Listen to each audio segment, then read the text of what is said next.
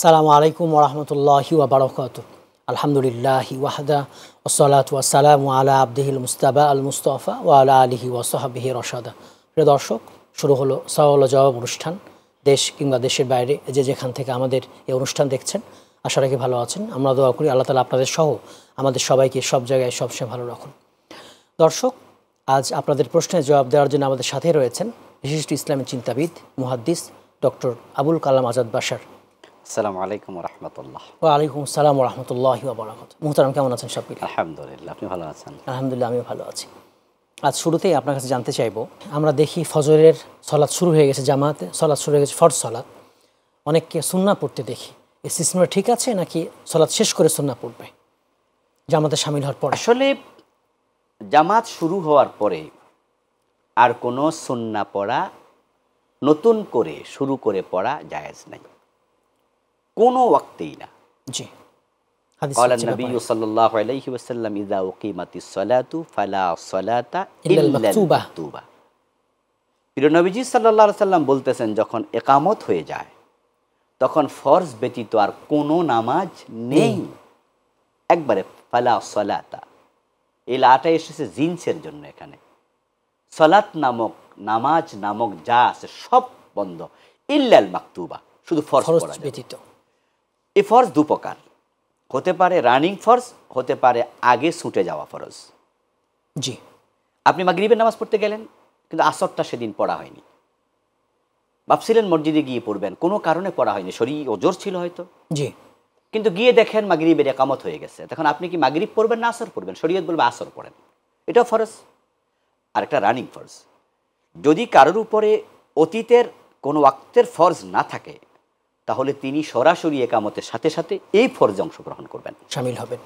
তিনি নতুন করে সুন্নার নিয়ত যদি বাঁধেন, তাহলে প্রমাণ হলো তার কাছে ফরজের চেয়ে সুন্নার গুরুত্ব বেশি। বেশি। আলটিমেট এক সহজ সরল কথা, জি, জি, একামত হলো ফরজ নামাজের, আর আমি সুন্নার নিয়ত করলাম, তাহলে আমার কাছে গুরুত্ব কোনটার বেশি হয়ে গেল? সুন্নাহ। এটা সহজ কথা। তো এই জন্যই প্রিয় নবী বলছেন না, কারণ আল্লাহর কাছে গুরুত্ব বেশি কিসের? ফরজের। ফরজ যখন উপস্থিত, তুমি সুন্নার নিয়ত কেন করবে? এটা একটা কারণ। আচ্ছা, আমাদের দেশে আমরা কি দেখি, যে বিশেষ করে ফজরের কথা বলছি, অন্য অন্য ওয়াক্তে মানুষ যদিও সুন্নাটা পরে পড়ে, কিন্তু ফজরের নামাজে গেলে দেখা যায় অধিকাংশ লোককে দেখবেন যারা দেরি করেছে, নামাজ চলছে ফরজ আর ওনারা সুন্নাহ পড়তেছে। এর কারণটা কি? এর কারণ হচ্ছে সাহাবাই কারাম থেকে দু একটি আমল এরকম পাওয়া যায়, যে দুই একজন সাহাবীকে তারা ফজরের নামাজের একামত হওয়ার পরেও ফজরের নামাজের সুন্নাহ পড়েছেন, এই মর্মে সহিহ বর্ণনা আছে। আচ্ছা, ওই যে দুই একজন সাহাবীর সহিহ বর্ণনা আছে নিজের আমলি। এখন আমাদের দেশে কিছু ভাই মনে করে, যদি সাহাবারা এটা করতে পারে, আমি কেন পারবো না? সাহাবীর আমলটা আমি করছি, আর ফজরের নামাজের কেরাতটা একটু লম্বা হয়, তো যদি আমি সুন্নাহ পড়ি তাহলে তো আমি তো জামাতও পাবো, তো সুন্নাহও পাইলাম, কেরাত যেহেতু একটু লম্বা হয় আমি তো জামাতও পাইলাম, অসুবিধাটা কোথায়? এখানে আমরা একটা ভুল কাজ করছি। সেটা হচ্ছে, দু একজন সাহাবীর যে আমল আছে, এই আমলের বিপরীতে রাসূলের হাদিস আছে। এখন আপনি যে ওই সাহাবীর আমল মেনে আমলটা সামনে পেয়ে আপনি সুন্নাহ পড়া শুরু করলেন, সাহেবুল ওহিনা মানা করছে, রাসূল সাল্লাল্লাহু আলাইহি ওয়াসাল্লাম বলছে ফালা সালাতা ইল্লাল মাকতুবা। জি, জি, তাহলে আপনি রাসূলের কথার বাইরে কেন গেলেন? প্রশ্ন আসবে, তাহলে সাহাবী দুইজন কেন গেল? এই যে দুই চারজন সাহাবীর আমল পাওয়া যায়, উত্তর হলো ওই সাহাবাদের কাছে ওই হাদিসটা তখনও পৌঁছে নাই, এটাই সত্য কথা। তারা জানতেন না, বিধায় পড়েছেন। কারণ রাসূল সাল্লাল্লাহু আলাইহি ওয়াসাল্লামের নিষেধাজ্ঞা জানার পরেও কোনো সাহাবী আল্লাহর হাবিবের কথার বাহিরে যাবেন, এটা কল্পনাও করা যায় না। তার দলিল অন্য হাদিস। কোন একজন সাহাবী একামত হওয়ার পরেও তিনি সুন্নাহ পড়লেন ফজরের নামাজে। রাসূলুল্লাহ সাল্লাল্লাহু আলাইহি ওয়াসাল্লাম ওই সাহাবীকে ডাকলেন, ডেকে বললেন, তুমি কার নামাজটা গুরুত্ব বেশি দিলে, তোমারটা না আমারটা? যে আমি তো ইমাম হয়ে ফরজ পড়াচ্ছিলাম আর তুমি সুন্নাহর নিয়ত করছো।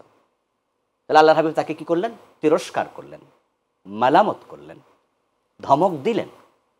তাহলে এই সাহাবী বোঝা গেল তিনি সুন্নতের নিয়ত করার কারণ তিনি জানতেন না ওই হাদিসটা যেটাতে প্রিয় নবী নিষেধ করেছেন।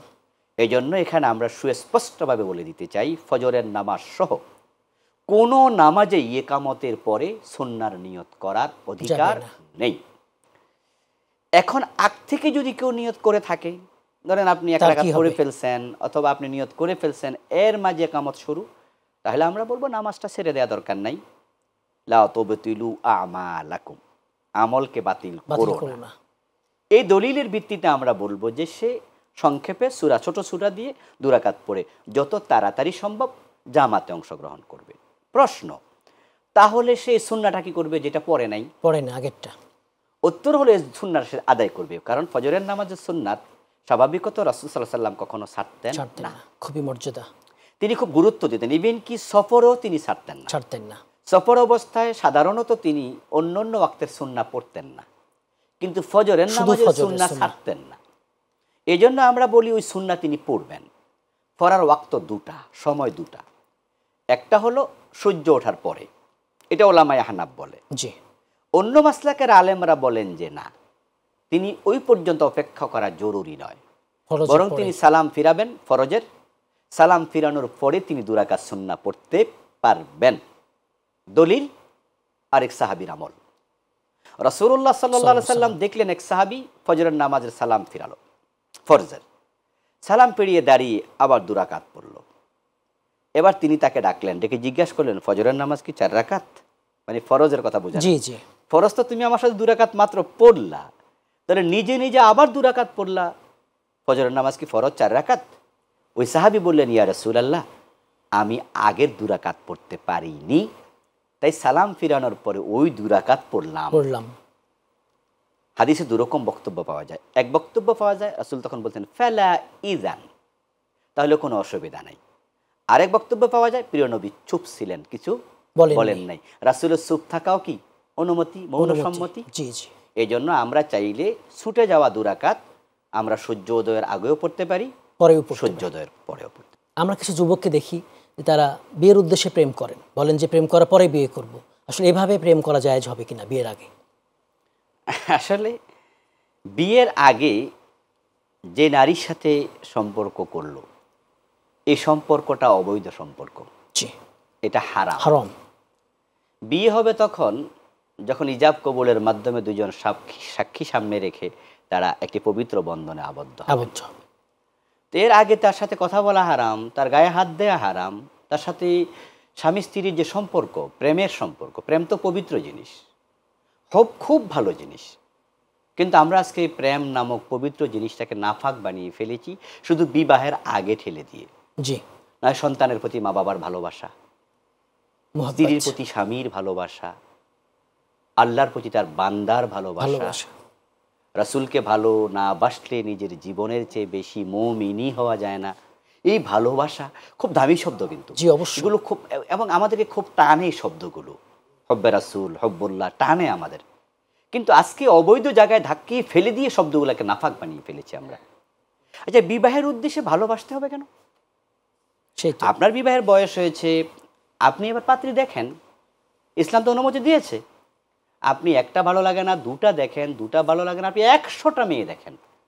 উদ্দেশ্য হলো আমি ভালোটা বাছাই করে নিতে চাই।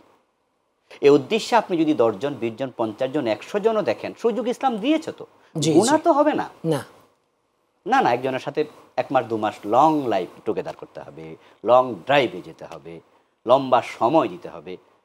এই পাপাচার আমাদেরকে কোথায় পর্যন্ত নিয়েছে জানেন? জেনা পর্যন্ত।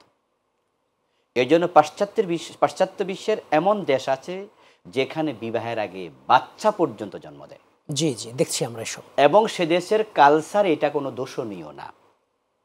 5টা বাচ্চার মা হওয়ার পরে স্বামী স্ত্রী তারা, মানে ওরা লিভ টুগেদার বলে, এরপরে তারা বিয়ে করে। আচ্ছা, বাচ্চাগুলো কি জারজ নয়?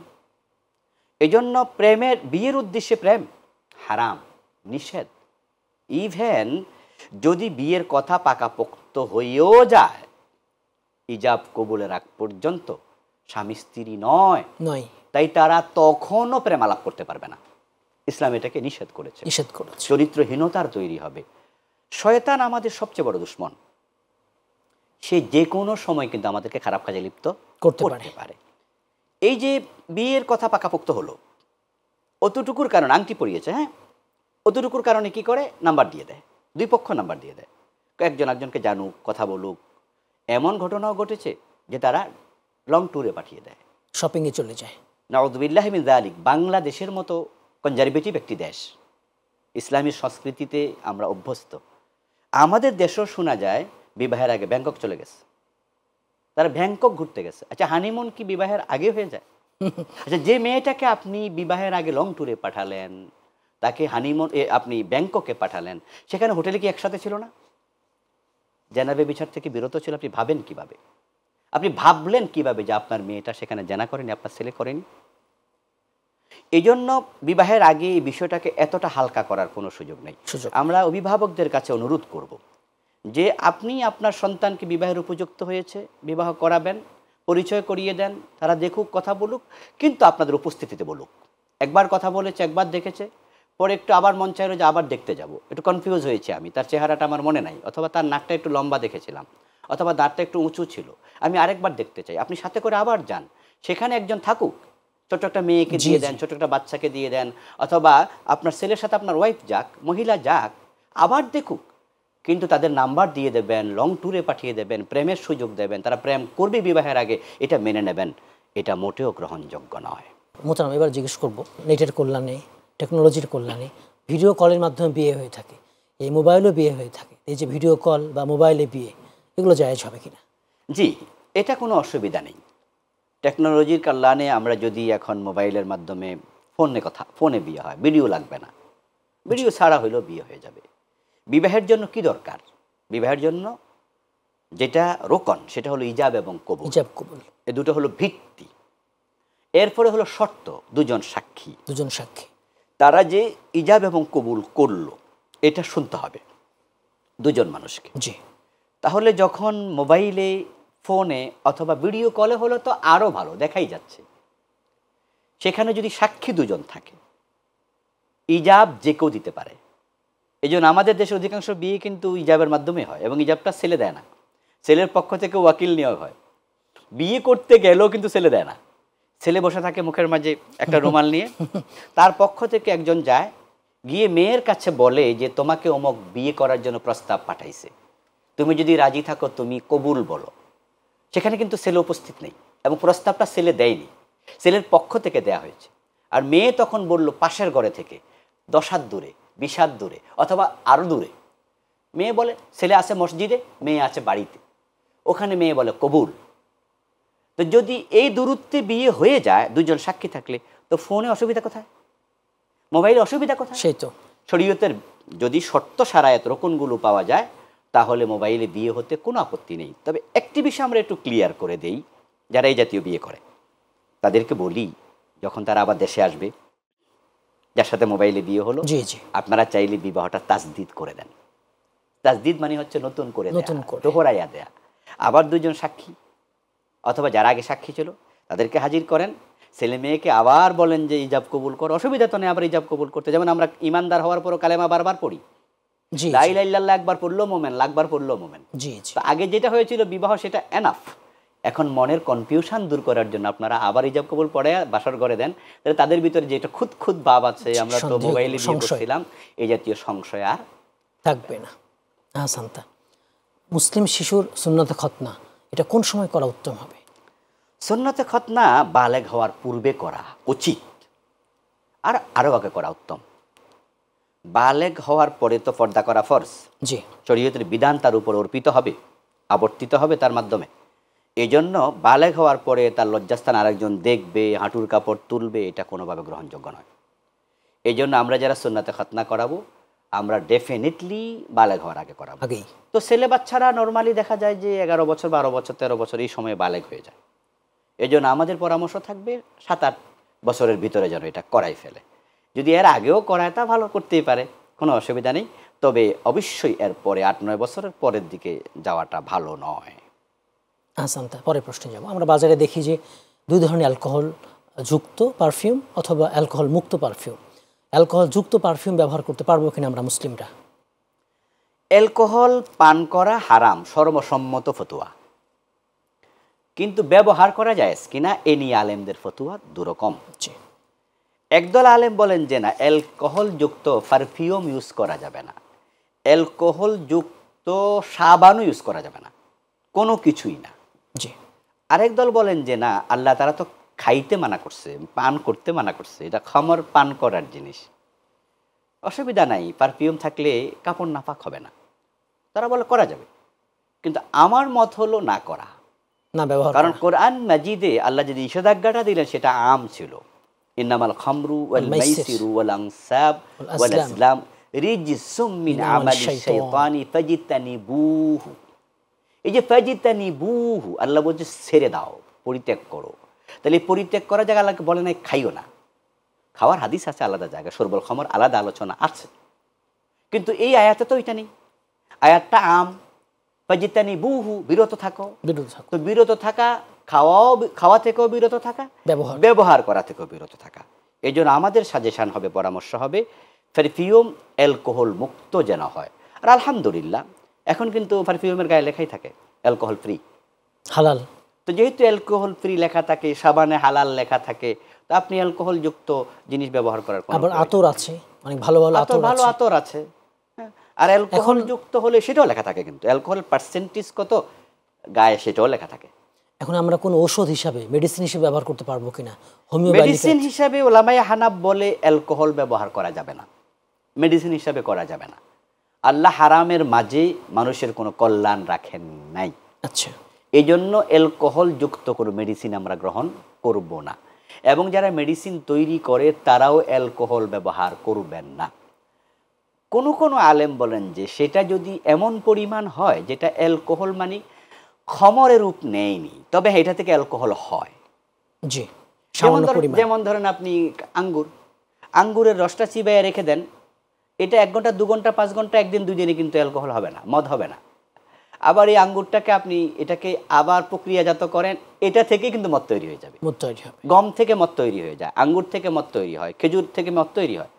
তাহলে তখন এটা অ্যালকোহলের রূপ নিল, তখন আর ব্যবহার করবে না, খাবেও না। তাই ঔষধ অ্যালকোহল মুক্ত হওয়া উচিত, এবং অ্যালকোহল ঔষধ ব্যবহার না করা উচিত। আমাদের বাবা মা আছেন জীবিত অথবা মৃত, আমরা কোন কোন দোয়াগুলো করতে পারি, বা কোনটা সর্বোত্তম দোয়া? বাবা মায়ের জন্য সবচেয়ে ভালো দোয়া রাব্বিরহামহুমা কামা রাব্বায়ানি সগীরা। আল্লাহ তাআলা নিজে দোয়া শিখিয়েছেন, এবং তিনি বলেছেন ওয়াকুর, কুল, পরে রা হওয়ার কারণে এটা ইদগাম হলো, মূলত কুল মানে তুমি বলো রাব্বিরহামহুমা কামা রাব্বায়ানি সগীরা, হে আমার রব, আপনি আমার বাবা মাকে এমনভাবে লালন পালন করুন তারা যেমনইভাবে আমাকে ছোটকালে লালন পালন করেছে। আসলে আমরা ঠিক আজকে যে বয়সে আসি, এই বয়সে বাবা মার প্রতি আমরা মহতাজ না, তারাও আমাদের প্রতি এতটা কেয়ার করে না।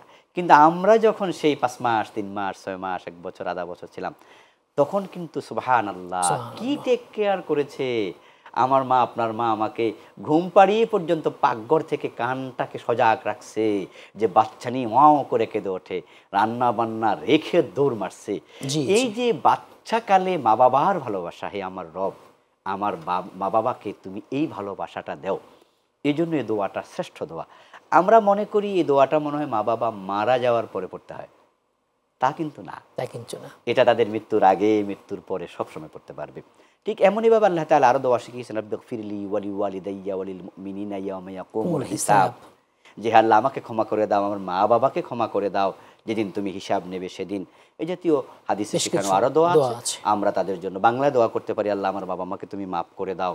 এই দোয়া আমরা যেন চালিয়ে যাই। হাসান, আপনাকে অনেক ধন্যবাদ আমাদের স্টুডিওতে আসার জন্য, মূল্যবান আলোচনা করার জন্য।